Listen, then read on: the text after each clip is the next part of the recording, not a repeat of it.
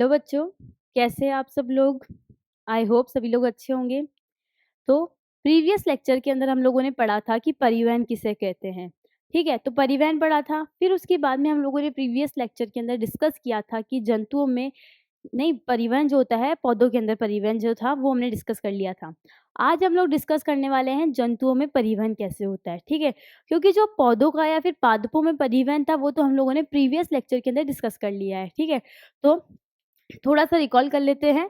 क्या बताया था कि जंतु या पादपों के अंदर जो परिवहन होता है, वो कैसे होता है? 2 टाइप से हो सकता है। एक तो छोटे पौधे और बड़े पौधे। जो छोटे पौधे होंगे वो परिवहन कैसे करेंगे? विसरण के द्वारा। देखो,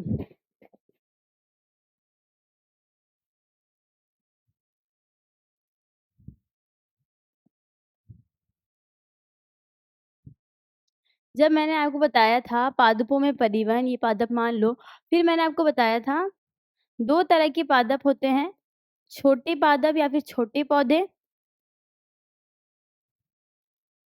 दूसरा बड़े पौधे। ठीक है? अब क्या होता है कि मैंने आपको बताया था कि छोटे पौधों के अंदर क्या हो जाएगा? विसरण।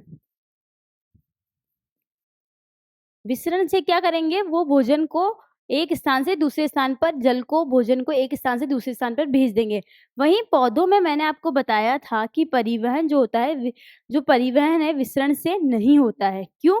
क्योंकि क्या होता है कि जैसे-जैसे आकार बढ़ता है विसरण दाब जो होता है वह कम होता है किसी भी पदार्थ का ट्रांसपोर्ट करने के लिए। तो बड़े पौधों में एक अलग से तंत्र होता है जिसे हम बोलते हैं संवहन तंत्र, ठीक है?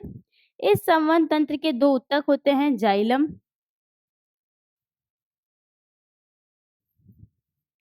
और फ्लोएम, ठीक है? तो हम लोगों ने ये पढ़ा था, ठीक है? तो बड़े पौधों में परिवहन कौन करता है? ये जाइलम और फ्लोएम क्या करते हैं? बड़े पौधों में परिवहन करते हैं। किसका? खाद्य पदार्थ का, जल का, ठीक है? तो हम लोगों ने डीपली अच्छे से पूरा डिस्कस कर लिया था जाइलम क्या होता है, फ्लोएम क्या होता है, ठीक है? अब पौधों के अंदर परिवहन के 2 टर्म्स जो है या फिर आप बोल सकते हो 2 टर्म्स है या फिर 2 छोटे-छोटे से टॉपिक हैं वो रह गए हैं, उसे हम डिस्कस कर लेते हैं, ठीक है? तो पहली टर्म क्या है? स्थानांतरण। इस स्थानांतरण नाम से आपको पता पड़ रहा होगा कि मतलब एक स्थान से दूसरे स्थान पर जाना। किसका? हम बात कर रहे हैं पादपों के अंदर। तो पादप के अंदर भोजन का या फिर जल का एक स्थान से दूसरे स्थान पर जाना क्या कहलाएगा? स्थानांतरण, ठीक है? फिर दूसरा आता है वाष्पोत्सर्जन। वाष्पोत्सर्जन क्या है? मैंने आपको पढ़ाया है, वाष्पोत्सर्जन क्या होता है? मतलब वाष्प का उत्सर्जन, ठीक है? पानी का उड़ जाना।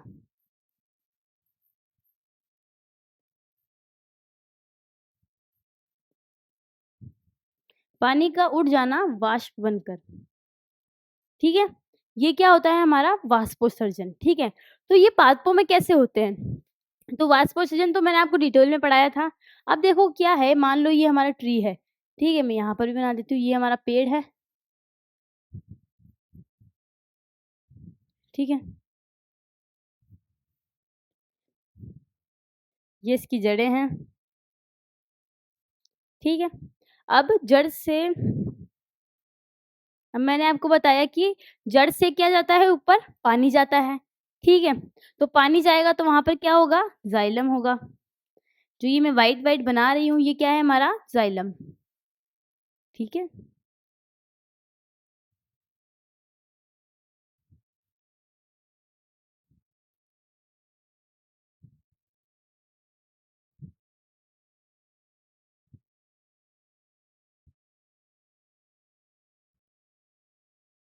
ये है हमारा जाइलम, ठीक है? ये क्या है हमारा जाइलम, मान लो कि इस पत्ती तक क्या पहुँचाना है? जल पहुँचाना है, ठीक है? ये है हमारा जाइलम,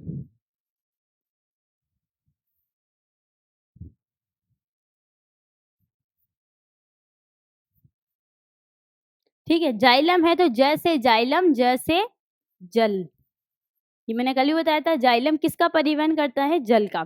तो पौधों को हमने क्या दिया? पानी दिया, ठीक है। पानी देते हैं पौधों को अपन, कहाँ पे देते हैं? जड़ों में देते हैं, मिट्टी के अंदर, ठीक है।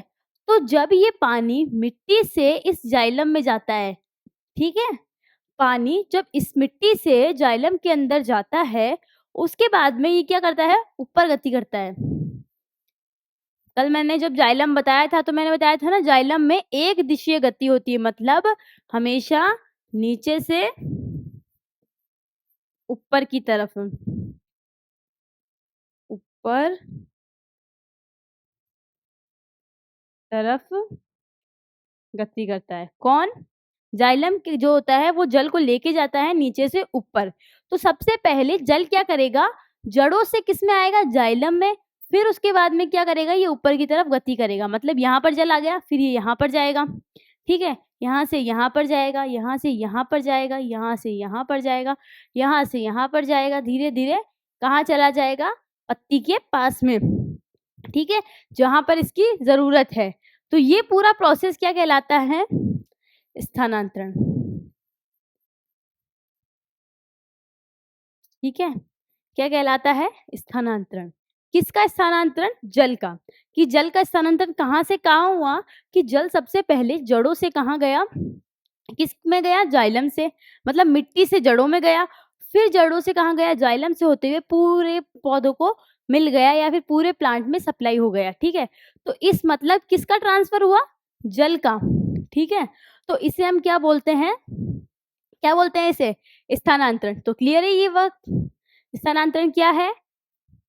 वाटर जो मूव कर रहा है एक स्थान से दूसरे स्थान पर, उसे हमने क्या बोला? स्थानांतरण, ठीक है। अब दूसरा वर्ड आता है, दूसरा वर्ड है वाष्पोत्सर्जन। मैं आपको बताती हूँ कि ये पत्ती है, ठीक है। इस पत्ती पर छोटे छोटे छिद्र होते हैं,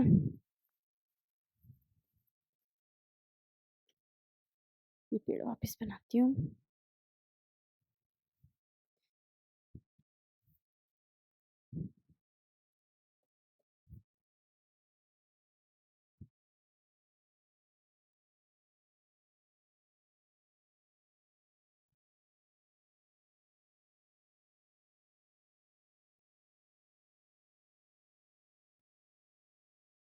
ये जल,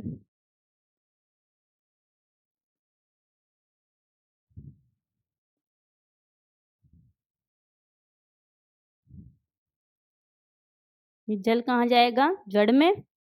और जड़ से कहाँ जाएगा? जड़ में क्या होता है? ये जाइलम। जाइलम से कहाँ जाएगा?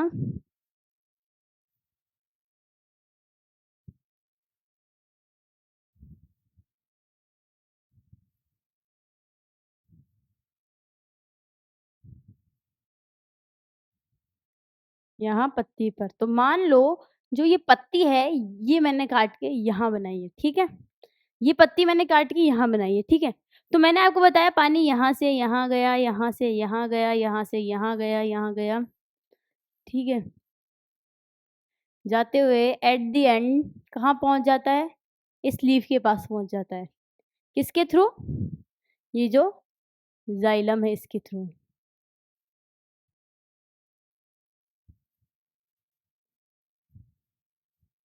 ठीक है। अब यहाँ की जो पत्ती है इसको हमने ऐसे बड़ा कर बनाया। तो पत्ती पे क्या होते हैं? छोटे-छोटे छिद्र होते हैं। इस छिद्र से क्या होता है? जो पानी इस पत्ती के पास में पहुँचा है, मतलब यहाँ पर जो पानी है, इस पे क्या पड़ता है? सूर्य का प्रकाश। तो जब इस पे सूर्य का प्रकाश पड़ता है तो ये पानी वाष्प बनकर उड़ जाता है, ठीक है। ये पानी क्या होगा? वाष्प बनकर उड़ जाएगा। क्यों? क्योंकि सूर्य से वो पत्ती जो होती है गर्म हो जाती है, ठीक है। फिर उसके पास में पानी है वह भी गर्म हो जाएगा, और जब पानी को हम गर्म करते हैं, बॉयल करते हैं, तो वो वाष्प बनकर उड़ जाता है, ठीक है। तो यहाँ पर जब सूर्य का प्रकाश पड़ेगा तो ये पानी गर्म होगा और वाष्प बनकर उड़ जाएगा, ठीक है। तो सूर्य का प्रकाश पड़ा यहाँ पर और पानी वाष्प बनकर उड़ गया, ठीक है। अब क्या होता है कि ये जो है ये वाला जाइलम खाली हो गया। जब ये वाला जाइलम खाली हो जाता है, तब क्या करता है? ये वाला जाइलम अपना पानी इसमें दे देता है। समझ में आ रहा है? कि ये वाला जाइलम या फिर पत्ती खाली हो जाती है तो ये पानी अपना पत्ती को दे देता है। ये वाला जाइलम खाली हो जाएगा तो नीचे वाला जाइलम अपना पानी किसको दे देता है?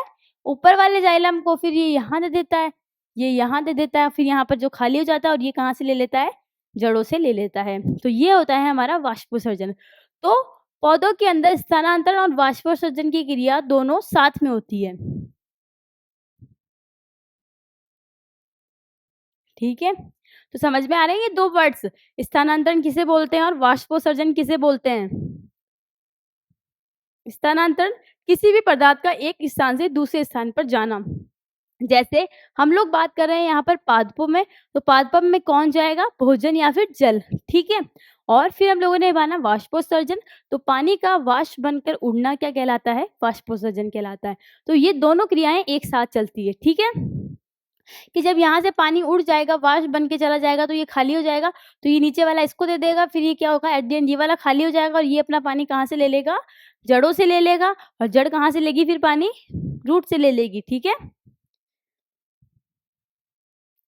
समझ में आ रहा है आप लोगों के? ठीक है? तो हम वाष्पोत्सर्जन की डेफिनेशन देख लेते हैं। वाष्पोत्सर्जन क्या होता है? पौधों के वायवीय भाग मतलब पत्ती, वायवीय मतलब ऐसे भाग जो किसके संपर्क में हो? वायु के संपर्क में हो। किसके संपर्क में? वायु के। तो पौधों की वायवीय भागों से जल का वाष्प बनकर उड़ जाना। पौधों के वायवीय भाग मतलब पत्ती, जो हवा वायवीय भाग क्या होते हैं? पौधे के ऐसे भाग जो सीधे किसके संपर्क में होते हैं?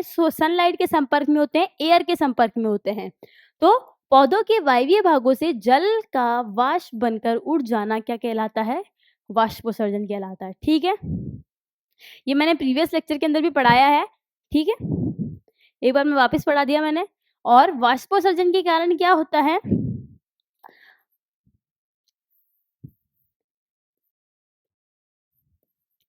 तापमान क्या रहता है? नियमित रहता है, ठीक है? और वाष्पोत्सर्जन क्या करता है? अतिरिक्त जल को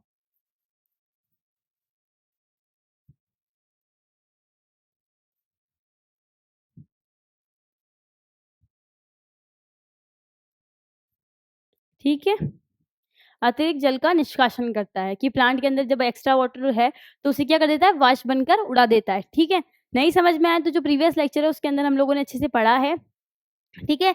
जब हम लोगों ने पोषण पढ़ा था तो उसके अंदर हम लोगों ने अच्छे से डिस्कस किया हुआ है ये सब। तो अब हम स्टार्ट करते हैं हमारे प्रकाश जैव प्रक्रम की तीसरी क्रिया, जिसे हमने बोला था परिवहन। उस तीसरी क्रिया का हम सेकंड टॉपिक क्या है? जंतुओं में परिवहन, ठीक है? हम लोगों ने परिवहन टॉपिक स्टार्ट किया था, उसमें से हम लोगों ने पादपों के अंदर परिवहन पढ़ लिया। अब हम स्टार्ट करने जा रहे हैं जंतुओं के अंदर परिवहन। एक बार जंतुओं के अंदर परिवहन स्टार्ट करने से पहले मैं आपको एक बार परिवहन की डेफिनेशन फिर से याद दिलाना चाहती हूँ। परिवहन की डेफिनेशन मैंने आपको क्या बताई थी? उपयोगी तथा आवश्यक पदार्थ को, मतलब ऐसे पदार्थ जो क्या है? बहुत ही उपयोगी। तो आवश्यक तथा उपयोगी पदार्थ को प्रत्येक कोशिका में पहुंचाना, ठीक है? प्रत्येक कोशिका में पहुंचाना तथा अनावश्यक, हानिकारक, अनुपयोगी पदार्थ को उनके गंतव्य स्थान पर पहुंचाना या फिर ऐसे स्थान पर पहुंचाना जिससे उसे शरीर के बाहर निष्कासित कर दिया जाए, ठीक है? तो परिवहन क्या है? कि जो आवश्यक पदार्थ है उनको सभी जगह पहुंचाना और जो अनावश्यक पदार्थ है उसे बाहर निकालना शरीर से, यही हमारा क्या है? परिवहन है, ठीक है? तो आइए देरी नहीं करते हैं, स्टार्ट करते हैं। जंतुओं में परिवहन, ठीक है? तो यही हमारा टॉपिक है, जंतुओं के अंदर परिवहन। इसके बाद हमारा परिवहन टॉपिक या फिर जैव प्रक्रम की तीसरी अभिक्रिया समाप्त हो जाएगी, ठीक है? जैसे मैंने आपको बताया था कि पौधों के अंदर परिवहन जो होता है वो 2 हिस्सों में डिवाइड हो जाता है। छोटे पौधों में कैसे होगा और बड़े पौधों में कैसे होगा। तो मैंने आपको बताया था कि छोटे पौधों के अंदर जो परिवहन है वो कैसे होगा? विसरण द्वारा, मतलब अधिक मात्रा से कम मात्रा की ओर चला जाएगा। वहीं बड़े पौधों के अंदर मैंने आपको बताया था कि बड़े पौधे क्या करते हैं? अपने अंदर बड़े पौधों के अंदर क्या होता है? विसरण के द्वारा परिवहन नहीं हो सकता है। क्यों? क्योंकि उनका आकार बहुत ज़्यादा है। अगर उनके अंदर विसरण के द्वारा परिवहन होगा, तो परिवहन में बहुत ही ज़्यादा टाइम लग जाएगा, ठीक है? तो इसीलिए क्या होता है, इसमें विसरण के लिए जो पादपों ने क्या करा, एक अलग से संवहन तंत्र बना लिया। उस संवहन तंत्र में 2 ऊतक होते हैं, जाइलम और फ्लोएम। तो बड़े पौधों के अंदर जो जाइलम और वो फ्लोएम होते हैं, वही क्या करते हैं, परिवहन करते हैं, ठीक है? तो जाइलम जैसे जल, मतलब जाइलम जो होता है वो जल का परिवहन करता है, वहीं दूसरी तरफ जो फ्लोएम होता है वो किसका, भोजन का परिवहन करता है। ऐसे ही हम लोग बात करने वाले हैं जंतुओं में परिवहन। तो जंतुओं में परिवहन को भी हमने 2 भागों में डिवाइड कर दिया है। जैसे एक कोशिकीय या फिर छोटे जंतु, फिर हम बात करते हैं बहुकोशिकीय या फिर उच्च श्रेणी के जंतु। ठीक है?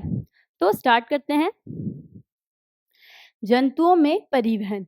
जंतुओं में परिवहन जो होता है 2 प्रकार से होता है, एक कोशिकीय जीव या फिर छोटे पौधे। दूसरा आता है बहुकोशिकीय जीव या फिर उच्च श्रेणी के जंतु। ठीक है? उच्च श्रेणी के जंतु। तो यहाँ पर भी क्या होता है, जो एक कोशिकीय जीव होते हैं या फिर जो छोटे जंतु होते हैं, उनके अंदर क्या होता है, परिवहन कैसे होता है, विसरण द्वारा।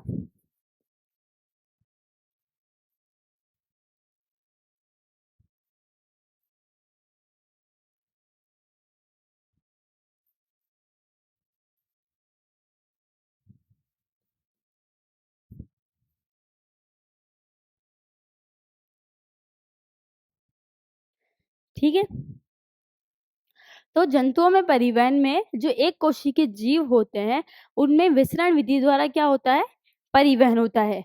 वहीं दूसरी तरफ बहुकोशिकीय जीवों, अब छोटे जीवों की तो हमने बात कर ली, अब बहुकोशिकीय जीवों की बात करते हैं। जो बहुकोशिकीय जीव होते हैं या फिर उच्च श्रेणी के जंतु होते हैं, उनमें परिवहन कैसे होता है, ठीक है?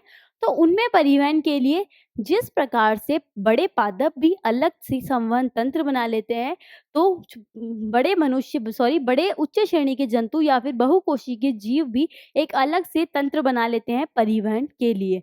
क्यों? वही बात कि अगर ऐसा विसरण के द्वारा ट्रांसफर होगा, तो विसरण के द्वारा परिवहन होगा तो बहुत अधिक समय लग जाएगा। मतलब अगर हम अपने पाँव को, जैसे हमें पाँव को आगे भी उठाना है, एक कदम भी रखना है, तो उसमें भी कम से कम 3 दिन लग जाएँगे, ठीक है?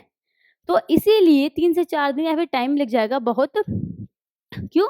क्योंकि वहाँ पर क्या होगा, विसरण विधि जो होता है बहुत ही स्लो प्रोसेस होता है, ठीक है? और बहुकोशिकीय जीवों में क्या होता है, आकार बड़ा होता है धीरे-धीरे। इस छोटे से प्लांट में तो आराम से हो जाएगा, पर ये जो बड़ा प्लांट है, इसमें जो होगा परिवहन, उसमें बहुत ज़्यादा टाइम लग जाएगा। ठीक है?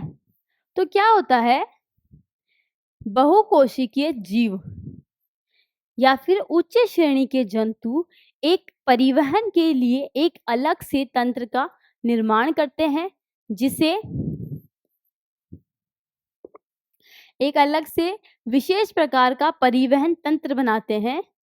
विशेष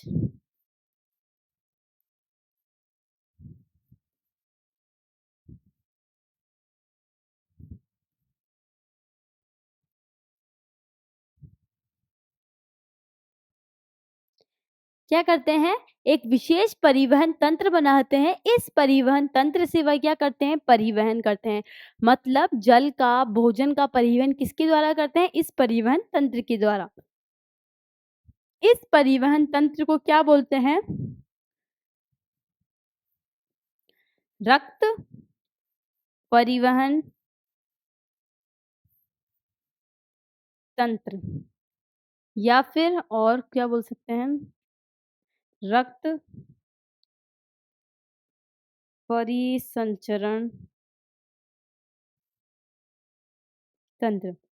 मतलब जंतुओं में परिवहन किसके द्वारा होता है, रक्त परिसंचरण तंत्र या फिर रक्त परिवहन तंत्र के द्वारा होता है, ठीक है?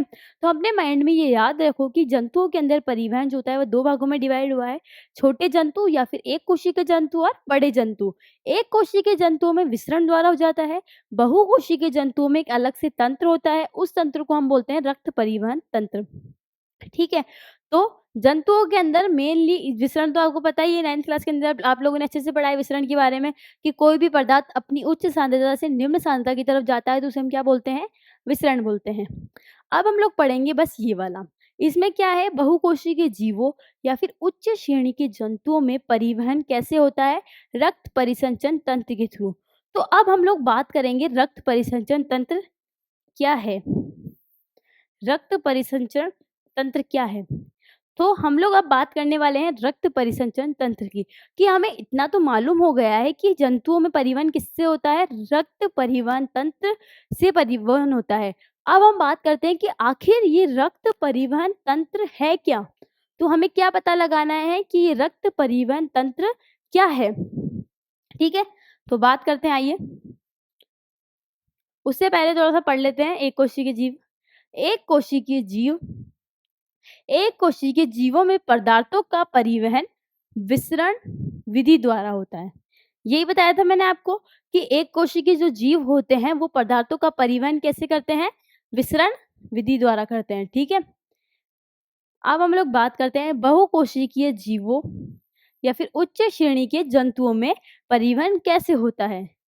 उच्च श्रेणी की जंतुओं में पदार्थों का परिवहन करने के लिए एक विशेष परिवहन तंत्र होता है। ये लाइन क्या बोल रही है, ये लाइन बोल रही है उच्च श्रेणी के जंतुओं में परिवहन करने के लिए एक विशेष तंत्र होता है, एक स्पेसिफिक सिस्टम होता है। ठीक है, तो उच्च श्रेणी के जंतुओं में परिवहन करने के लिए एक विशेष परिवहन तंत्र होता है जिसे रक्त परिवहन तंत्र या रक्त परिसंचरण तंत्र कहते हैं।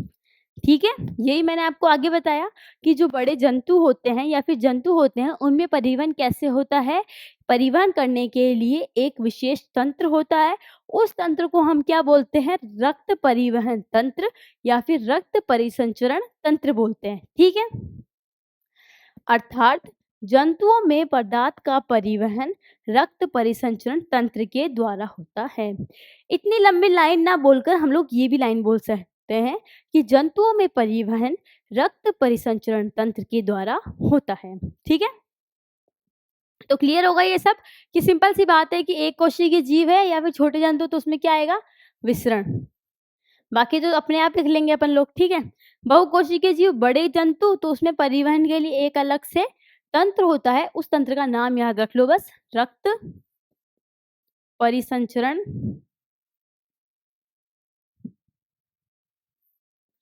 तंत्र। ठीक है, अब हम लोगों को क्या डिस्कस करना है, रक्त परिसंचरण तंत्र के बारे में डिस्कस करना है कि आखिर ये रक्त परिसंचरण तंत्र है क्या। ठीक है, तो स्टार्ट करते हैं रक्त परिसंचरण तंत्र। तो देखो क्या होता है, जो रक्त परिसंचरण तंत्र होता है उसके 3 पार्ट होते हैं। ठीक है, या तो आप बोल सकते हो 3 अवयव होते हैं या फिर 3 भाग होते हैं। ठीक है, या फिर 3 चीजों से मिलकर बना हुआ होता है। ठीक है, तो रक्त परिसंचरण तंत्र जो होता है वह 3 चीजों से मिलकर बना हुआ होता है। वो चीजें कौन कौन सी होती है, पहला होता है रक्त, जिसे हम ब्लड बोलते हैं। दूसरा है हार्ट, हृदय। तीसरा है ब्लड वेसल्स, रक्त वाहिनियां। ठीक है, तो जो हमारा रक्त परिसंचरण तंत्र है वह 3 भागों से मिलकर बना हुआ है। पहला रक्त, दूसरा हृदय, तीसरा रक्त वाहिनियां। ठीक है, तो बात करते हैं, आइए स्टार्ट करते हैं रक्त परिसंचरण तंत्र। ठीक है, रक्त परिसंचरण तंत्र के 3 अवयव या घटक होते हैं। आप ऐसे बोल सकते हो कि रक्त परिसंचरण तंत्र जो होता है उसके 3 अवयव होते हैं या फिर 3 घटक होते हैं या फिर ये 3 भागों से मिलकर बना हुआ होता है। कौन, रक्त परिसंचरण तंत्र जो होता है 3 भागों से मिलकर बना हुआ होता है। ठीक है, तो पहला भाग कौन सा है, रक्त। दूसरा है हृदय, तीसरा है रक्त वाहिनियां। ठीक है, हम लोगों को इसके अंदर इन 3 चीजों के बारे में ही पढ़ना है। उसके बाद में हमारा जो जंतुओं के अंदर परिवहन है वो खत्म हो जाएगा। ठीक है, सिर्फ इतना सा है, जंतुओं में परिवहन के अंदर हमें सिर्फ इन 3 चीजों के बारे में पढ़ना है। जैसे ही हमने इन तीनों चीजों के बारे में पढ़ लिया, जंतुओं के अंदर परिवहन खत्म हो जाएगा। ठीक है, तो इतना याद रखो कि परिवहन जो होता है जंतुओं में किसके द्वारा होता है, एक अलग से तंत्र होता है, उस तंत्र को क्या बोलते हैं, रक्त परिवहन तंत्र। और इस परिवहन तंत्र के अंदर ये परिवहन तंत्र 3 चीज़ों से मिलकर बना हुआ होता है। पहला रक्त, जिसे हम ब्लड भी बोलते हैं, दूसरा हृदय, तीसरा रक्त वाहिनियाँ। ठीक है, तो आइए स्टार्ट करते हैं। तो सबसे पहले हम लोग स्टार्ट करते हैं रक्त से। तो हम लोग बात करने जा रहे हैं वो रक्त परिवहन तंत्र के पहले अवयव की, जो क्या है, रक्त, जिसे हम क्या बोलते हैं, ब्लड। ठीक है, तो अब हम लोग क्या बात करने वाले हैं, रक्त की, ब्लड की। देखो, रक्त आप लोगों ने देखा होगा कि हम लोगों को कभी भी चोट लग जाती है, मान लो मेरी इस उंगली पे चोट लग जाती है या फिर कोई कट लग जाता है, तो क्या होगा, इसमें से खून निकलेगा। ठीक है, खून निकलेगा, ब्लड निकलेगा, वही हमारा क्या है, रक्त है। ठीक है, तो ये कौन सी, सबसे पहली बात तो ये कौन से कलर का होता है, रेड कलर का होता है। ठीक है, और दूसरी बात ये लिक्विड फॉर्म होता है। तो स्टार्ट करते हैं सबसे पहले रक्त की। रक्त, यह तरल मतलब लिक्विड संयोजी उत्तक है। एक प्रकार, इसमें दो, इस लाइन के अंदर दो बातें लिखी है। ठीक है, पहली बात ये क्या है, तरल है, मतलब रक्त क्या है, रक्त क्या है, द्रव्य है। ठीक है, साथ ही साथ में क्या है, संयोजी उत्तक।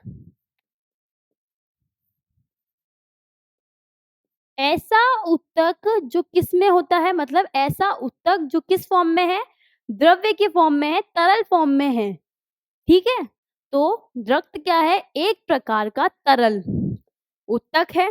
और कौन सा उत्तक है, तरल, सॉरी, संयोजी उत्तक है। तो रक्त क्या है, एक प्रकार का तरल संयोजी उत्तक है, मतलब उत्तक भी है और साथ में क्या है, तरल भी है, द्रव्य प्रकृति का भी है, लिक्विड भी है। ठीक है, तो ये लाइन मोस्ट इंपॉर्टेंट है। कौन सी लाइन, कि यह तरल संयोजी उत्तक है, मतलब ये एक तरल होने के साथ साथ ये क्या है, संयोजी उत्तक भी है। मोस्टली जो उत्तक होते हैं वो लिक्विड फॉर्म में नहीं होते हैं। ठीक है, जो टिश्यू है या फिर जो उत्तक है वो तरल नहीं होते हैं। ठीक है, तो जनरली हम लोगों ने माइंड में यही बात वो फिट होती है कि जो हमारे उत्तक हैं वो लिक्विड नहीं होते हैं। ठीक है, बट जो हमारा ब्लड है, ऐसा उत्तक है जो किस फॉर्म में होता है, तरल फॉर्म में, इसीलिए ये लाइन मोस्ट इम्पॉर्टेंट हो जाती है। ठीक है, समझ रहे हो कि ये लाइन मोस्ट इम्पॉर्टेंट क्यों है, क्योंकि यह एक ऐसा उत्तक है जो किस फॉर्म में है या फिर किस रूप में है, तरल फॉर्म में है। ठीक है, लिक्विड फॉर्म में है। सेकंड, यह क्षारीय प्रकृति का होता है। इसकी प्रकृति कौन सी होती है, क्षारीय प्रकृति। इसका नेचर क्या है, क्षारीय। ठीक है, जिसका पीएच 7.4 होता है। ठीक है, इसका पीएच क्या होता है, 7.4। तो क्लियर होंगे ये दोनों पॉइंट कि रक्त क्या होता है, एक तरल संयोजी उत्तक होता है, यह क्षारीय प्रकृति का होता है, मतलब जो इसका पीएच जब हम लोगों ने चेक करा तो हमें इसका पीएच कितना मिला, इसका पीएच मिला हम लोगों को 7.4। इसीलिए हम लोगों को पता चला कि जो हमारा रक्त है किस प्रकृति का है, क्षारीय प्रवृत्ति का है। क्यों, क्योंकि इसका पीएच कितना है, 7.4। ठीक है, फिर आती है एक और बात कि क्या होता है, जो ये रक्त होता है ना, तो इसका आयतन कितना होता है, जैसे अपने अंदर पूछ लिया जाए कि ह्यूमंस के अंदर, मनुष्य के अंदर रक्त, कितना रक्त प्रेजेंट होता है, तो मनुष्य के अंदर कितना होता है, 5 to 6 लीटर। मतलब मेरे अंदर या फिर आपके अंदर कितना अमाउंट या फिर कितनी मात्रा में रक्त उपस्थित है, कितनी मात्रा में, 5 से 6 लीटर। तो हमारे शरीर के अंदर 5 से 6 लीटर तो क्या है, रक्त उपस्थित है। ठीक है, और वो रक्त क्या है, एक तरल संयोजी उत्तक है, और उसकी प्रवृत्ति क्या है, क्षारीय प्रवृत्ति का। क्यों, क्योंकि उसका पीएच कितना है, 7.4। ठीक है, तो ये तीनों ही इंपॉर्टेंट लाइन है कि रक्त का आयतन भी इंपॉर्टेंट है, पूछ लिया जाता है कि रक्त का आयतन कितना होता है मनुष्य में, तो 5 to 6 लीटर।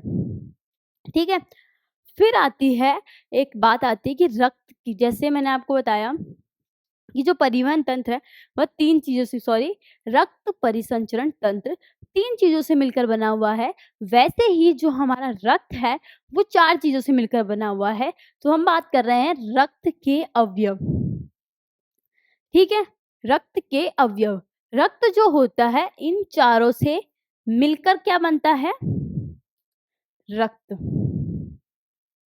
ठीक है, तो हमें क्या है, इन चारों के बारे में पढ़ना है, फिर हमारा रक्त क्या हो जाएगा? खत्म हो जाएगा। ठीक है, तो रक्त क्या होता है? एक तरल संयोजी ऊतक है। ये क्षारीय प्रवृत्ति का होता है। इसका आयतन 5 से 6 लीटर होता है। फिर हम लोगों ने बात करी कि रक्त के 3 रक्तीय अवयव की। तो रक्त के 4 अवयव होते हैं। पहला प्लाज्मा, ठीक है, तो रक्त किन किन से मिलकर बना हुआ होता है? प्लाज्मा।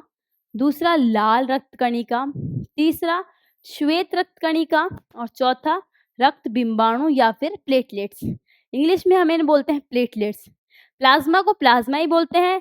लाल रक्त कोशिका को हम आरबीसी बोलते हैं। व्हाइट ब्लड सेल बोलते हैं डब्ल्यूबीसी। ठीक है, प्लाज्मा को इंग्लिश में हम प्लाज्मा ही बोलते हैं। लाल रक्त कणिका को हम रेड ब्लड सेल्स बोलते हैं, आरबीसी बोलते हैं। श्वेत रक्त कणिका को व्हाइट ब्लड सेल्स या फिर डब्ल्यूबीसी। रक्त बिंबाणु को हम प्लेटलेट्स बोलते हैं। साथ में प्लेटलेट्स या फिर हम बोलते हैं थ्रोम्बोसाइट्स। क्या बोलते हैं? थ्रोम्बोसाइट्स। भले ही आप इंग्लिश वर्ड्स याद मत करना, बस एक एक बार उनको सुन लो, तो क्या होगा कि जब कभी आप इनको अचानक से सुनोगे तो आपके माइंड में मतलब आपको याद ऐसे ऐसे ब्लैंक से नहीं होगे कि हाँ ये वर्ड मेरा थोड़ा सुना हुआ है। क्या पता उसको प्रॉपर नाम ही आपको याद आ जाए कि भाई श्वेत रक्त कणिका है, उसी को क्या बोलते हैं? डब्ल्यूबीसी बोलते हैं। ठीक है, आप लोग याद मत करो, बस एक बार अच्छे से पढ़ लो, जिससे क्या हो कि कभी अचानक से आपको कोई इंग्लिश में पूछे तो भी आप बता सको। ठीक है, तो रक्त किन किन से मिलकर बना हुआ होता है? रक्त जो होता है प्लाज्मा, आरबीसी, डब्ल्यूबीसी और प्लेटलेट से मिलकर बना हुआ होता है। ठीक है, तो अब हम किन के बारे में पढ़ेंगे? इन चारों के बारे में पढ़ेंगे। क्यों? क्योंकि क्या होता है, जो हमारा रक्त है वो किन से मिलकर बना हुआ है? इन चारों से मिलकर बना हुआ है। तो अब हमें इन चारों के बारे में बात करनी है, फिर हमारा रक्त जो होता है, रक्त टॉपिक खत्म हो जाएगा। फिर हम हमारे अगले टॉपिक पे चलेंगे। ठीक है, तो रक्त क्लियर है आप लोगों को? रक्त क्या होता है? रक्त बोलो या फिर ब्लड बोलो। रक्त क्या होता है? एक तरल संयोजी ऊतक है और ये क्षारीय प्रवृत्ति का होता है और इसका आयतन कितना होता है? 5 to 6 लीटर। रक्त के अवयव, रक्त जो होता है वह 4 चीजों से मिलकर बना हुआ होता है। पहला प्लाज्मा, दूसरा रक्त वो लाल रक्त कणिका या फिर लाल रक्त कोशिका, श्वेत रक्त कणिका और चौथा रक्त बिंबाणु या फिर प्लेटलेट्स। ठीक है, तो अब हम लोग बात करेंगे इनके बारे में। तो सबसे पहले हम लोग किसके बारे में बात करेंगे? प्लाज्मा के बारे में, कि ये प्लाज्मा क्या होता है। ठीक है, उससे पहले मैं एक चीज और बता दूं आपको। ठीक है, जो प्लाज्मा होता है वो कितना पार्ट होता है? 55%। किसका? रक्त का। ठीक है, और ये तीनों कितना भाग होते हैं? 45%। मतलब जो रक्त होता है उसमें 55% क्या होता है? प्लाज्मा होता है और 45% क्या होता है? ये तीनों कोशिकाएं होती है।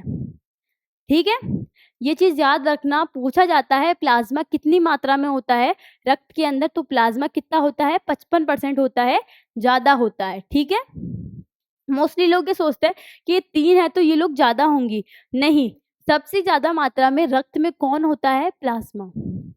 ठीक है, तो कितना होता है? 55%। और ये वैल्यू भी पूछी जाती है, तो याद रखना कि प्लाज्मा कितना परसेंट भाग होता है रक्त का? 55%। वहीं दूसरी तरफ जो हमारी तीनों कोशिकाएं हैं, आरबीसी, डब्ल्यूबीसी और प्लेटलेट्स, रक्त का कितना भाग बनाती हैं? ओनली ऑन कितना? 45%। ठीक है, तो जो हमारी रक्त है, वो जो कि रक्त है, जो हमारा रक्त है वो क्या है? रक्त किससे मिलकर बना हुआ है? 4 अवयव से, जिसमें जो प्लाज्मा है वो रक्त का सबसे अधिक भाग होता है या फिर सबसे अधिक भाग बनाता है। कितना? 55%। वहीं दूसरी तरफ ये तीनों कोशिकाएं मिलकर कितना परसेंट भाग बनाती है? 45%। ठीक है, तो आप लोग याद रखना ये चीज। और आइए हम स्टार्ट करते हैं प्लाज्मा। अब हम लोग बात करने वाले हैं प्लाज्मा की। तो प्लाज्मा क्या होता है? ठीक है, तो स्टार्ट करते हैं। यह रक्त के पूरे हिस्से का 55% भाग होता है। अभी मैंने बताया कि रक्त है, इसका 55% क्या है?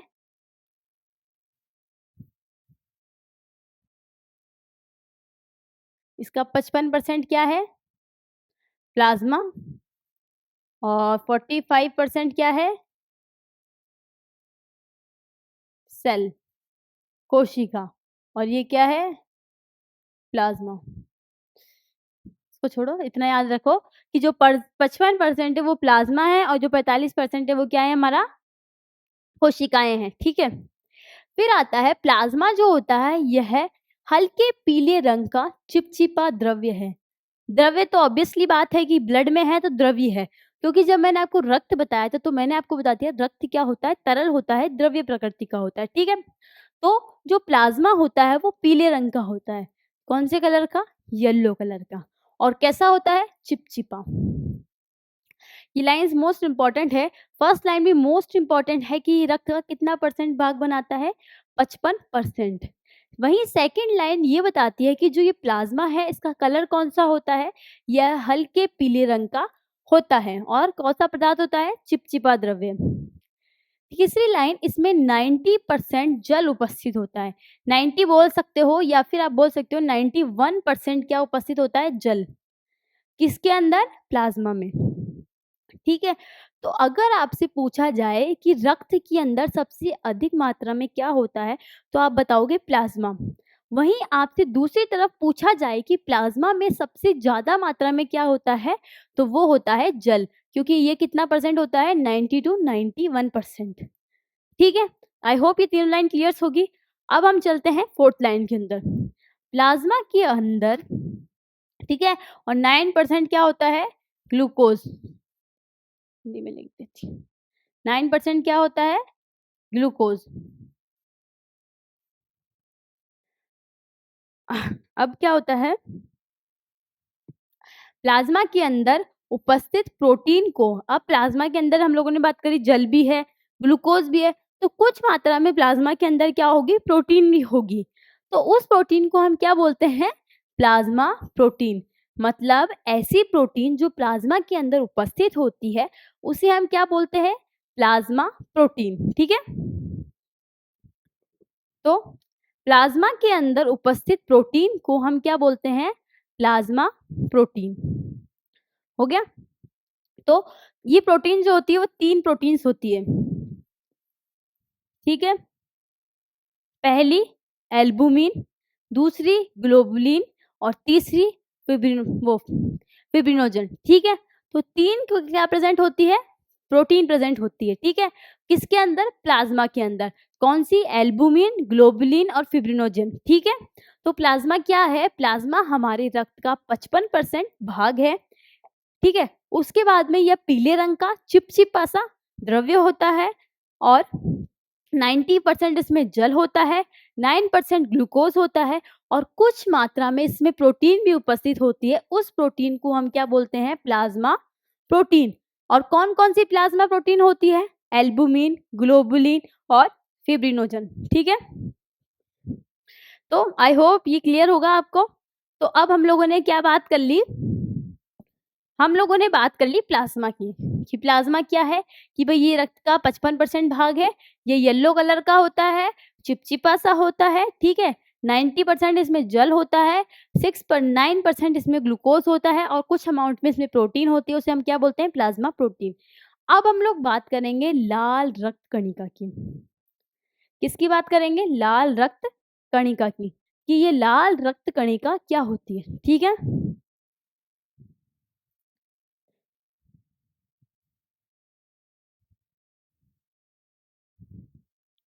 ये आप देख रहे हो, ये हमारी ये इस शेप की होती है लाल रक्त कणिका, ऐसी होती है गोल गोल। रेड कलर की होती है गोल गोल।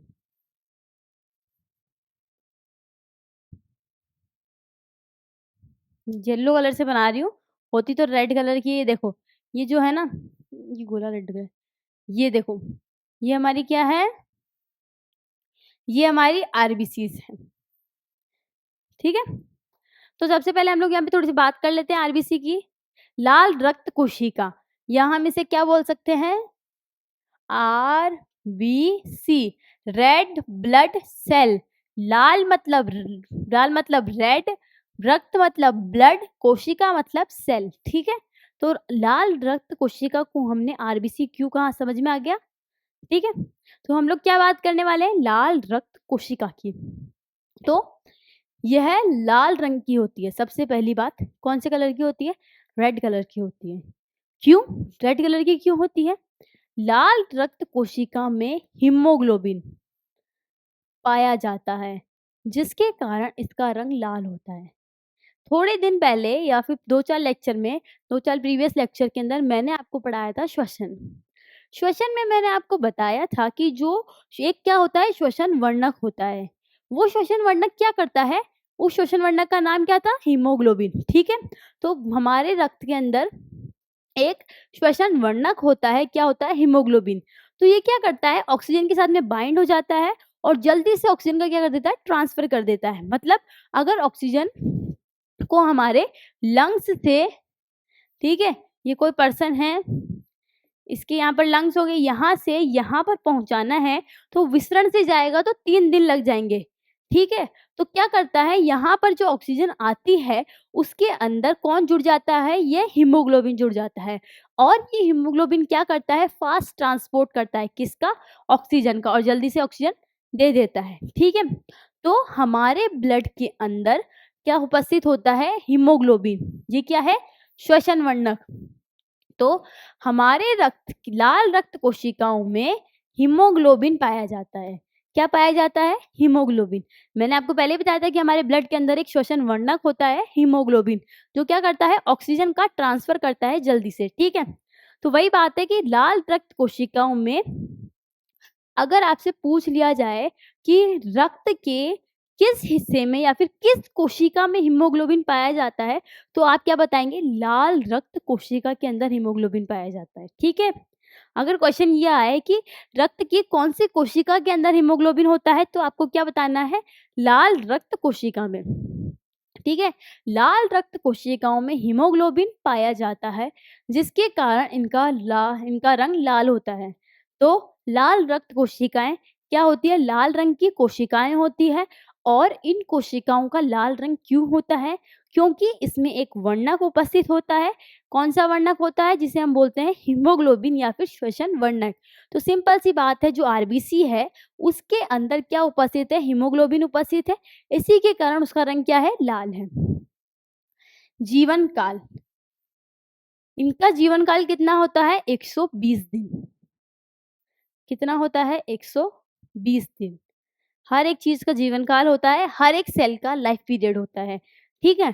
तो इसका जीवन काल कितना होता है, 120 दिन। ये भी बहुत इंपॉर्टेंट है कि इसका जीवन काल कितना होता है, 120 दिन। मोस्ट इंपॉर्टेंट लाइन है, ठीक है। और लास्ट क्या है, इसमें केंद्रक अनुपस्थित होता है। क्या बोल रहा है, इसके अंदर केंद्रक अनुपस्थित होता है। हमेशा अपन लोग पढ़ते हैं ये कोशिका है, ये इसका केंद्रक है और ये इसका कोशिका द्रव है, ठीक है। नॉर्मल सेल में सामान्य कोशिका लिख देती हूँ।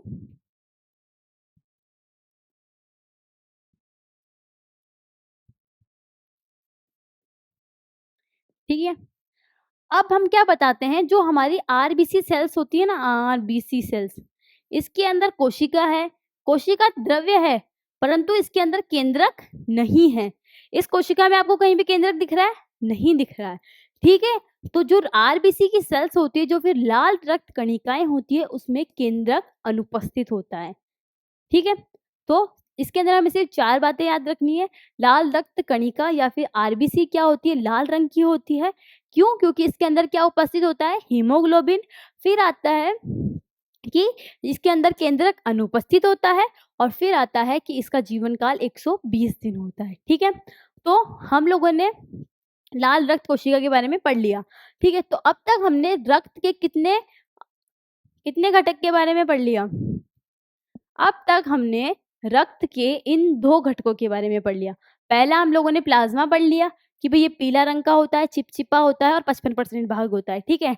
लाल रक्त कोशिकाएं लाल रंग की होती है हीमोग्लोबिन के कारण, और जीवन काल पड़ा इसका 120 दिन, और इसमें केंद्रक अनुपस्थित होता है। अब हम लोग बात करेंगे श्वेत रक्त कोशिका। ठीक है, तो दो अवयव या फिर दो इसके घटक तो कंप्लीट कर लिए। अब हम तीसरे की बात करेंगे, श्वेत रक्त कोशिका।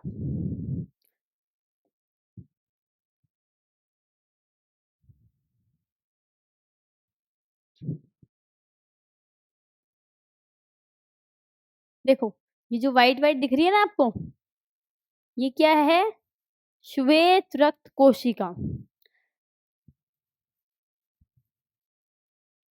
ठीक है, देखो इसके अंदर देखो, जो क्या है, लाल रक्त कोशिका, नाम से ही पता पड़ रहा है लाल रंग की क्या है, कोशिका है।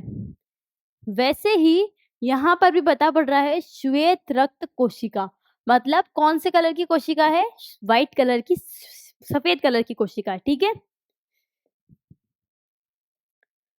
तो हम लोग किसके बारे में बात करने वाले हैं? श्वेत रक्त कणिका, व्हाइट ब्लड सेल। श्वेत मतलब सफेद, जिसे हम क्या बोलते हैं? व्हाइट। रक्त मतलब ब्लड, और कोशिका मतलब सेल। तो हम लोग किसकी बात करने वाले हैं? White blood cell. इसे हम ये बोले चाहे ये बोले, बात एक ही है। ठीक है, आप लोगों को दोनों पता होना चाहिए कि डब्ल्यूबीसी और श्वेत रक्त कणिका। तो पहला पॉइंट क्या है? यह सफेद रंग की होती है। कौन से कलर की होती है? सफेद कलर की। तो देखो, ये हमारा पूरा ब्लड है। ठीक है, इस ब्लड के अंदर जो ये रेड कलर की दिख रही है ना आपको, ये क्या है? हमारी आरबीसी। वहीं ये जो आपको व्हाइट कलर की दिख रही है, ये हमारी क्या है? डब्ल्यूबीसी। ठीक है, तो यह सफेद रंग की होती है। फिर आता है, इसमें हीमोग्लोबिन अनुपस्थित होता है। जैसे मैंने आपको बताया था कि आरबीसी कौन से कलर की होती है? लाल कलर की। क्यों? क्योंकि उसके अंदर हीमोग्लोबिन उपस्थित होता है। बट जो डब्ल्यूबीसी होता है, उसमें हीमोग्लोबिन अनुपस्थित होता है। इसी के कारण इसमें व्हाइट ब्लड, इसका जो कलर होता है व्हाइट कलर का होता है। अगर डब्ल्यूबीसी के अंदर भी हीमोग्लोबिन उपस्थित है, तो डब्ल्यूबीसी का कलर भी कौन सा होता है? रेड। बट ऐसा नहीं है, डब्ल्यूबीसी के अंदर हीमोग्लोबिन क्या होता है? अनुपस्थित होता है। याद रखना कि जो डब्ल्यूबीसी होती है, उसमें हीमोग्लोबिन नहीं पाया जाता है। तो हीमोग्लोबिन नहीं पाया जाता है, इसीलिए इसका कलर क्या होता है? व्हाइट होता है। और आरबीसी के अंदर क्या होता है? हीमोग्लोबिन पाया जाता है, इसीलिए इसका कलर क्या होता है? रेड होता है। तो फर्स्ट लाइन है, इसका कलर सफेद होता है, और दूसरा क्यों? क्योंकि इसमें हीमोग्लोबिन नहीं पाया जाता है। फिर आता है इसका जीवन काल। तीसरा, हम लोगों ने पढ़ा था कि आरबीसी का जीवन काल कितना होता है? 120 दिन। ठीक है, वहीं जो डब्ल्यूबीसी है, इनका जीवन काल 12 से 20 दिन होता है। कितना होता है? 12 से 20 दिन। किसका जीवन काल? डब्ल्यूबीसी का। ठीक है, तो याद रखो कि डब्ल्यूबीसी का जीवन काल कितना होता है? 12 से 20 दिन, और आरबीसी का 120 दिन। तो डब्ल्यूबीसी क्या होती है? व्हाइट कलर की होती है। क्यों? क्योंकि इसमें हीमोग्लोबिन नहीं पाया जाता है, और इनका जीवन काल कितना होता है? 120 दिन। वहीं क्या होता है? फोर्थ पॉइंट, इन कोशिकाओं में केंद्रक उपस्थित होता है। क्या होता है? उपस्थित होता है, प्रेजेंट होता है। क्या होता है? मतलब इनके अंदर जो कोशिका है, इसके अंदर कोशिका द्रव्य भी है और न्यूक्लियस भी है। ठीक है, वहीं हमने जब आरबीसी पढ़ा था, तो हम लोगों ने बात करी थी कि आरबीसी के अंदर न्यूक्लियस नहीं होता है, केंद्रक नहीं होता है। ठीक है, तो डब्ल्यूबीसी आरबीसी के अपोजिट है पूरी। डब्ल्यूबीसी क्या पढ़ा हम लोगों ने? ये व्हाइट कलर की होती है। क्यों? क्योंकि इसमें हीमोग्लोबिन होता है, और इसका जीवन काल 12 से 20 दिन होता है। फिर हम लोगों ने पढ़ा इसमें केंद्रक क्या है? उपस्थित है। ठीक है, अब हम लोग बात करते हैं, जो डब्ल्यूबीसी होती है ना, इसे हम क्या बोलते हैं? सैनिक कोशिका बोलते हैं। क्यों? क्योंकि क्या होता है, जब भी हमें कोई भी डिजीज हो जाती है, या फिर जब भी हमारा शरीर को रोगों से ग्रस्त हो जाता है, या फिर जब हम बीमार हो जाते हैं, तो ये क्या करती है? हमारे शरीर की रक्षा करती है। ठीक है, क्या करती है? लड़ाई करती है। सैनिक कोशिका, सैनिक क्या करते हैं? लड़ाई करते हैं। तो किससे लड़ाई करते हैं? हाँ, जब हम बीमार हो जाते हैं, तो बीमार कैसे होते हैं? जब कोई भी बैक्टीरिया, वायरस हमारी बॉडी के अंदर, या फिर बैक्टीरिया, वायरस हमारे शरीर के अंदर प्रवेश कर जाता है, तो उससे क्या हो जाते हैं? हम बीमार हो जाते हैं। तो ये जो हमारी व्हाइट ब्लड सेल्स हैं, डब्ल्यूबीसी है, वह क्या करती है, इस ये क्या होती है, सैनिक कोशिकाएँ होती है। तो ये क्या करती है, जैसे ही कोई भी वायरस या फिर कोई भी बैक्टीरिया क्या करता है, जीवाणु हमारे शरीर में प्रवेश करता है, उसके बाद में ये क्या करती है, जाके उससे लड़ाई करती है और फिर क्या करती है, उसे मार देती है। उसके बाद में वो उसे मार देती है तो हम क्या हो जाते हैं, ठीक हो जाते हैं। ठीक है? तो ये क्या होती है, सैनिक कोशिकाएँ होती हैं, मतलब इन्हें सैनिक कोशिकाएँ भी कहा जाता है क्योंकि ये हमारे शरीर की रक्षा करती है। कैसे रक्षा करती है? कि जैसे कोई भी बैक्टीरिया, वायरस क्या हुआ, हमारे शरीर के अंदर आया और उसने हमें क्या कर दिया, बीमार कर दिया। फिर क्या होता है, इनको पता चलता है कि हमारे शरीर के अंदर क्या आ गया है, कोई भी वायरस या फिर कोई भी बैक्टीरिया आ गया है। तो ये क्या करती है, जल्दी से जाके उनसे लड़ाई करती है और फिर क्या करती है, उन्हें मार देती है और हम क्या हो जाते हैं, ठीक हो जाते हैं। ठीक है? हमारे शरीर की रक्षा करती है बैक्टीरिया, एंटीजन या फिर रोगों से। ठीक है?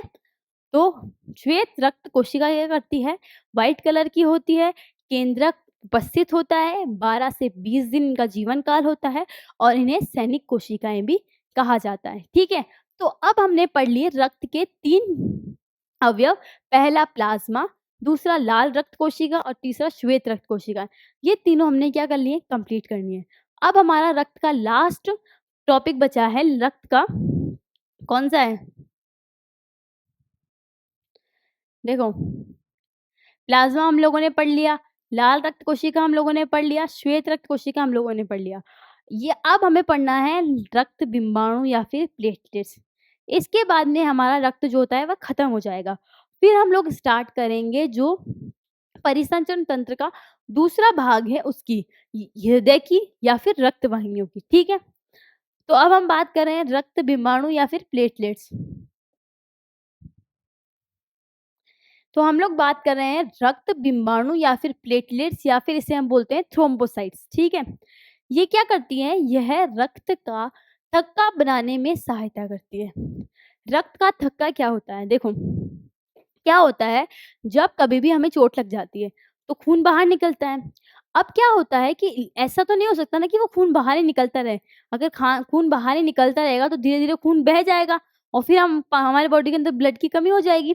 तो क्या होता है कि जब मान लो कि मेरी उंगली के ऊपर चोट लग गई, इससे खून बाहर निकल रहा है, तो जो हमारे रक्त के अंदर, इस रक्त के अंदर क्या होती है, कुछ कोशिकाएं होती है। वह कोशिकाएं क्या करती है, उस रक्त को जमा देती है। ठीक है? तो मान लो ये फिंगर है, यहाँ से कट गई। ठीक है? अब यहाँ पर खून बाहर निकल रहा है। ठीक है? अब यहाँ पर इन कोशिकाओं को पता चल गया कि यहाँ पर क्या हो रहा है, खून निकल रहा है। ठीक है? अब धीरे-धीरे रक्त बाहर निकलेगा तो क्या होगी, हमारे रक्त की कमी होगी। तो जो ये हमारे प्लेटलेट्स हैं, ये क्या करती है, इस रक्त को यहीं पर जमा देती है। ठीक है? यहीं पर जमा देती है, जिससे क्या होगा, ये रक्त बहेगा नहीं। ठीक है? तो आप लोग देखते होंगे कि हमारी जब उँगली पे चोट लगती है तो कुछ समय तक तो रक्त बाहर निकलता है, पर कुछ समय के बाद में वहाँ पर सिर्फ़ रेड-रेड कलर का हो जाता है और फिर क्या होता है, या फिर रेड कलर का या फिर व्हाइट कलर का आपको दिखता है और वो खून उसमें से बाहर नहीं निकलता है। मतलब वहाँ पर क्या हो जाता है, रक्त का थक्का बन जाता है, रक्त का जमाव हो जाता है। ठीक है? तो ये क्या करती है, रक्त का थक्का बनाने में सहायता करती है। फिर आता है इसमें केंद्रक अनुपस्थित होता है, मतलब इसमें केंद्रक अनुपस्थित है।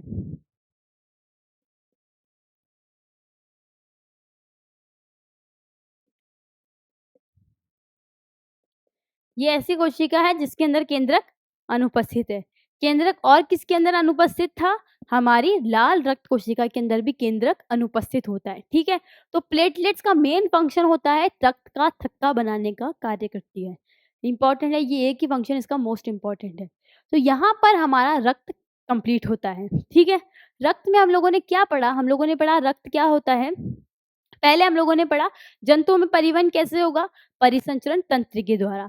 फिर हम लोगों ने पढ़ा परिसंचरण तंत्र के 3 भाग होते हैं, रक्त, हृदय, रक्त वाहिनियाँ। ठीक है? तो मैंने आपको बताया जैसे ही हम तीनों को कंप्लीट कर लेंगे, हमारा वो जो हमारा परिवहन टॉपिक है वो खत्म हो जाएगा। तो फिर हम लोगों ने स्टार्ट किया पहला रक्त। रक्त के बारे में इन्फॉर्मेशन ली कि रक्त क्या होता है? एक उत्तक होता है एक प्रकार का, क्षारीय प्रकृति का होता है। इसके 4 अवयव होते हैं, 4 घटकों से मिलकर बना हुआ होता है। तो पहला प्लाज़्मा, आरबीसी, डब्ल्यूबीसी और प्लेटलेट्स, ठीक है। इन चारों के बारे में पढ़ना था और हम लोगों ने इन चारों के बारे में पढ़ लिया। अब हमारा जो रक्त होता है वह कंप्लीट होता है, ठीक है। नेक्स्ट क्लास के अंदर हम लोग कंटिन्यू करेंगे जो परिवहन तंत्र के आगे के अवयव हैं उनसे। आज के लेक्चर में बस इतना ही।